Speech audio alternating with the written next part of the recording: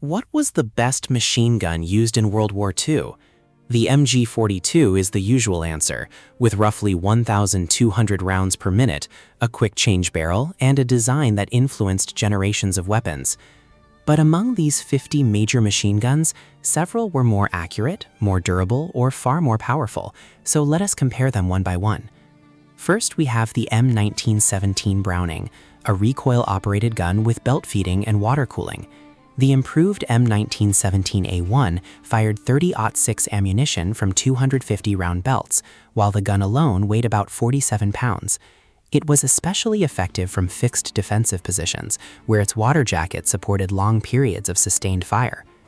M1919 Browning machine gun, which replaced the M1917's water jacket with a heavy air-cooled barrel. The common M1919A4 weighed about 31 pounds and fired .30-06 ammunition from 250-round belts. It armed infantry units, tanks, landing craft, and aircraft because apparently one reliable machine gun could never have too many jobs. Moving on to the M2 Browning, we have a recoil-operated heavy machine gun firing the massive .50 Browning cartridge. The ground-mounted heavy barrel version weighed approximately 84 pounds before its 44-pound tripod was added. It could attack aircraft, light armor, vehicles, equipment, and infantry hiding behind cover that rifle-caliber bullets could not reliably penetrate. Let us continue with the M1941 Johnson, a short recoil weapon with a rotating bolt and removable barrel. It weighed about 13 pounds and fed .30-06 ammunition from a 20-round magazine mounted on the left side. Marine Raiders, Paramarines, and the 1st Special Service Force valued its portability, although it never received mass adoption. United Kingdom and Commonwealth. We have the Bren, a gas-operated weapon with a tilting bolt and quick-change barrel. It fired .303 British ammunition from a 30-round top-mounted magazine and weighed roughly 22 pounds. Its reliability and accuracy made it the center of the British infantry section, rather than merely another weapon carried by it. Next, we have the Vickers, a recoil-operated and water-cooled development of the Maxim system. It fired .303 British ammunition from 250-round belts, while the gun and tripod together weighed more than 80 pounds. Properly supplied with water and ammunition, it could maintain fire for hours, which was unpleasant news for anyone within range. Moving on to the Lewis gun, we have a gas-operated weapon feeding from a circular pan magazine above the receiver. British versions normally carried 47 rounds of .303 British ammunition and weighed approximately 28 pounds. Although considered outdated, it still served with the Home Guard, merchant ships, airfield defenses, and other secondary formations. Let us continue with the Vickers K, a gas-operated aircraft weapon designed for an extremely high rate of fire. It normally used 96-round pan magazines and could approach 1,000 rounds per minute. The Special Air Service mounted several on armed jeeps, turning an aircraft gun into a remarkably effective method of attacking airfields from ground level. We have the 7.92mm Bisa, a gas-operated and belt-fed British version of the Czechoslovak ZB-53. It fired 7.92 by 57mm ammunition from 225-round metal belts. British tanks used it extensively as a coaxial or hull weapon, despite its ammunition being incompatible with standard British rifle cartridges. Next, we have the 15mm Bisa, a much larger weapon developed from another Czechoslovak design. It fired powerful 15 by 104mm ammunition from 25-round metal belts. It gave early British armored vehicles serious firepower against light armor, although placing it inside a small turret created exactly the space problems one would expect.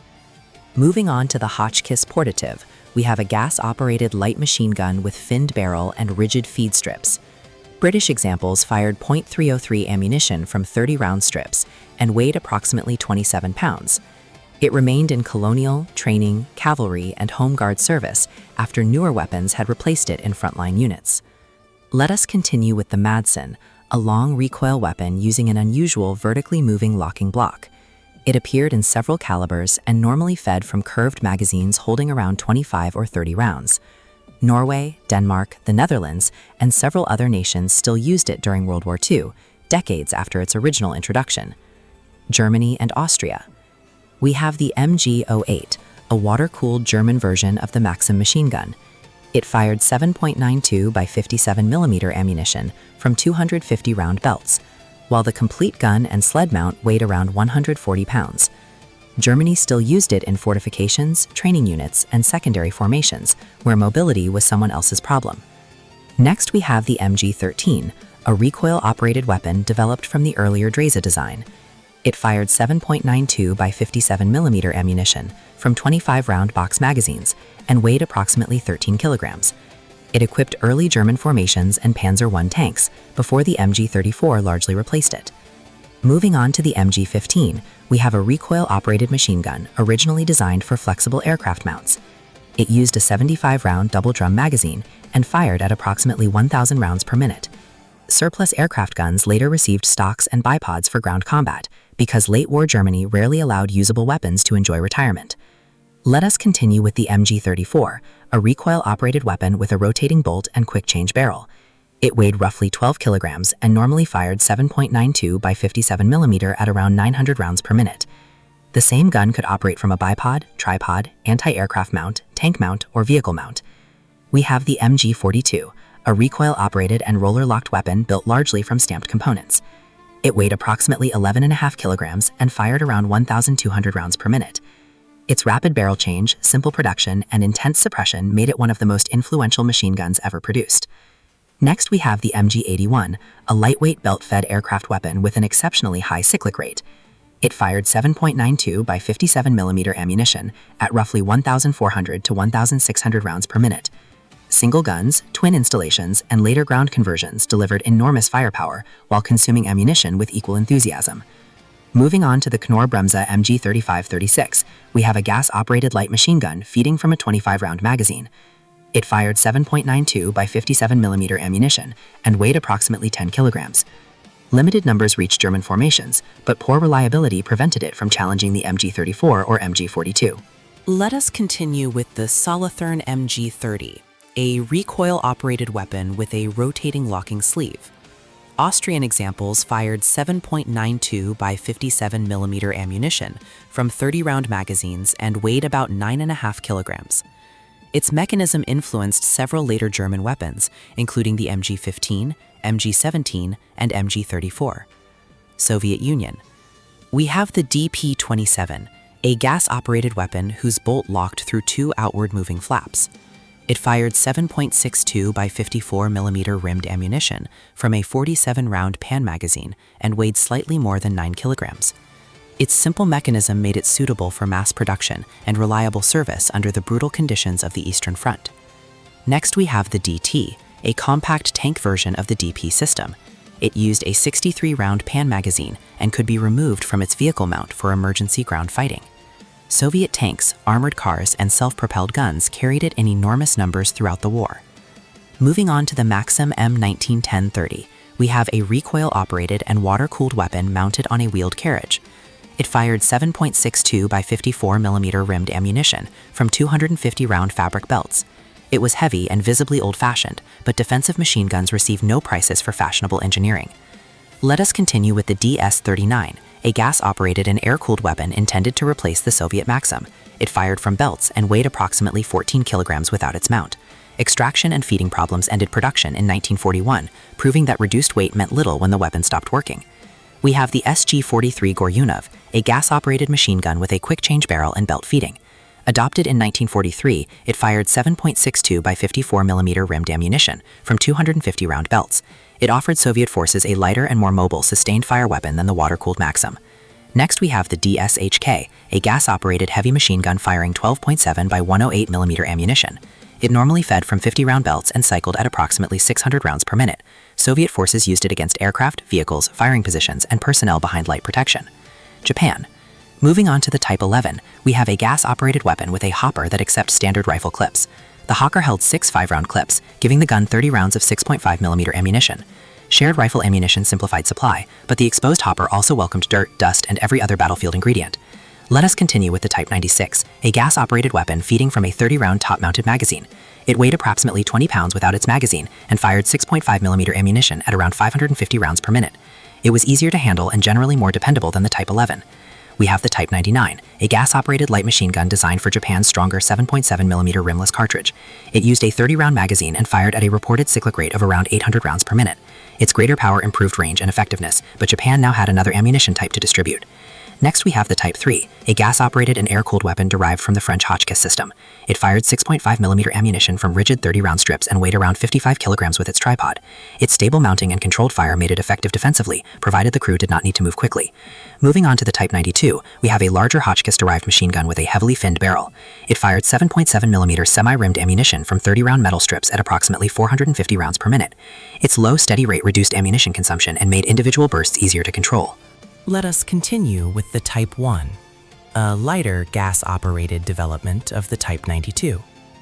It fired 7.7 by 58mm ammunition from 30-round strips and weighed roughly 37 kilograms with its tripod. It improved mobility, but production remained too limited to replace the older Type 92 across the Japanese Army. We have the Type 97 tank machine gun, a gas-operated weapon influenced by Czechoslovak light machine gun designs. It fired 7.7 by 58mm ammunition from 20-round top-mounted magazine and weighed approximately 12 kilograms. Tank crews could remove it from its armored mount and use it on the ground with a bipod. Italy. Next, we have the Fiat Ravelli Modello 1914-35, an air-cooled conversion of Italy's earlier water-cooled machine gun. It fired 8 by 59mm Breda ammunition from 50-round belts and weighed approximately 18 kilograms without its tripod. The conversion improved power and cooling, but it could not completely hide the weapon's First World War ancestry. Moving on to the Breda Modello 30, we have a recoil-operated weapon with a fixed 20-round magazine. Ammunition entered through special chargers, and an internal device oiled each cartridge before it reached the chamber. In North African dust, deliberately coating ammunition with oil achieved the predictable result of collecting even more dust. Let us continue with the Breda Modello 37, a gas-operated and air-cooled machine gun with a quick-change barrel. It fired 8 by 59mm Breda ammunition from 20-round metal strips and weighed around 19 kilograms without its tripod. It was accurate and dependable, although 20-round strips kept the assistant gunner extremely busy. France. We have the FM 2429, a gas-operated light machine gun firing from an open bolt. It used 25-round magazines of 7.5 by 54mm ammunition and fired at approximately 450 rounds per minute. Its accuracy and reliability kept it in French service long after World War II ended. Next, we have the Hotchkiss Model 1914, a gas-operated machine gun with a heavy finned barrel. It fired 8 by 50mm rimmed Lebel ammunition from rigid strips or articulated belts. France still used it in 1940 because a durable older machine gun remained more useful than an empty equipment rack. Moving on to the Mack Model 1931 Rebel, we have a gas-operated weapon designed for armored vehicles and fortifications. It fired 7.5 by 54mm ammunition from a 150-round drum and cycled at around 750 rounds per minute.